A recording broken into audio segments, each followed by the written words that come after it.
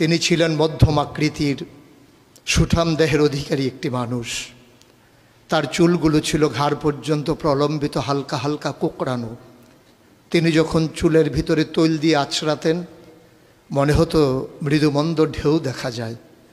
তার কপাল ছিল চওড়া, ভ্রুগুলো ছিল জোড়া ভ্রু, ধনুকের মতো বাঁকা। চোখের পাতাগুলো ছিল ফুটন্ত গোলাপের গোলাপি রঙের এক একটি পাপড়ির মতো। তিনি কখনো বা যখন চোখের পলক ফেলতেন মনে হতো মৃদুমন্দ বাতাসে গোলাপ পাপড়ি যেন দোল খাচ্ছে। তার চোখের সাদা অংশ ছিল রক্তিমাভ সাদা, কালো অংশ ছিল কৃষ্ণ কালো। তার নাকটা ছিল খাড়া, নাকের ছিদ্রগুলো ছিল ছোট ছোট। নাকের নিচে ছিল সরু চিকন গোঁফ, গোঁফের নিচেই সেই গোলাপি রঙের ঠোঁট। তার ঠোঁটগুলো যখনও কখনো বা মুচকে হাসত, গোটা পৃথিবীর মানুষ অবাক বিস্ময়ে দেখত গোটা পৃথিবীতে যেন বিজলি চমকিয়েছে। তিনি কখনো বা যখন এই রাস্তা দিয়ে হেঁটে যেতেন, 1 মাস পরেও কখনো যখন সাহাবা হাঁটতেন তার গায়ের জান্নাতি গন্ধ তারা পেতেন। মায়েরা উম্মাহাতুল মুমিনিন যারা, তারা নবীর যখন কখনো এই ঘামে ভেজা শরীর নিয়ে ঘরে ঢুকতেন, কপালের ভিতরে মুক্তোর দানার মতো ঘামগুলো যখন জমে থাকতো, মায়েরা ছোট্ট শিশি খুঁজে সেই ঘামগুলো শিশিতে ভরে জমা রেখে দিতেন, কখনো বা ঈদে কোনো অনুষ্ঠানে যেন আতর হিসেবে ব্যবহার করতে পারেন। এই সুরত ধারণ করা কোনো মানুষের সাধ্যর বাইরে। কখনোই কোনো মানুষ এই সুরত ধারণ করতে পারবে না চেষ্টা করলেই। কিন্তু তার সিরত যেটা অনুকরণীয়, অনুপম আদর্শ, তিনি এসেছিলেন এই জন্যে ওয়ামা আরসালনাকা ইল্লা রাহমাতাল্লিল আলামিন। তিনি ছিলেন রহমত গোটা ধরনীর জন্যে।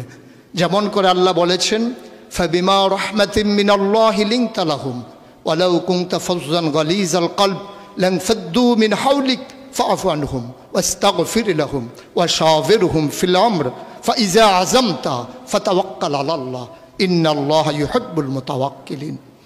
তিনি এসেছিলেন তেমন করে। কেন তাকে পাঠানো হয়েছিল? আল্লাহ নিজেই বলেছেন, লাকাদ কানা লাকুম ফি রাসূলিল্লাহি উসওয়াতুন হাসানা। তিনি ছিলেন মডেল, তিনি ছিলেন আইডল, তিনি ছিলেন আইকন, তিনি ছিলেন অনুপম আদর্শ, তিনি ছিলেন উসওয়াতুন হাসানা।